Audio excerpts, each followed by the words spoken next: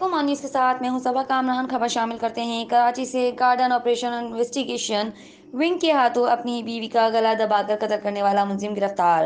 تفصیلات کے مطابق 20 مارچ 2021 بوقت 9:30 بجے گارڈن پولیس کو اطلاع ملی کہ ایک خاتون بنام شبانہ عرف انیتا عمر 30 سے 32 سال نے اپنے ہی گھر میں خودکشی کر لی، جس پر گارڈن پولیس کے SHO نے موقع پر پہنچ کر جائے وقوع کا معائنہ کیا اور بیانات اکٹھے کیے، جس سے پتہ لگا کہ یہ خودکشی نہیں بلکہ قتل ہے، جس پر گارڈن پولیس نے اس کے شوہر جو کہ موقع سے فرار تھا کی تلاش شروع کر دی۔ آج مورخہ 21 مارچ 2021 کو گارڈن پولیس کے SHO اور CIO نے مل کر کارروائی کرتے ہوئے بمقام محمدی گراؤنڈ عثمان آباد سے مقتولہ کے شوہر بنام طارق عرف وقاص کو گرفتار کر لیا۔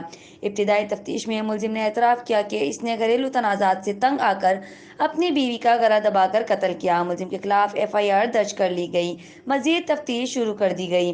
رپورٹ کر رہے ہیں اختر رائچ آن نیوز کراچی۔ لائک کریں، کمنٹ کریں، شیئر کریں اور بیل آئیکن کو پریس کرنا مت بھولیں۔ دیکھتے رہیے آن نیوز۔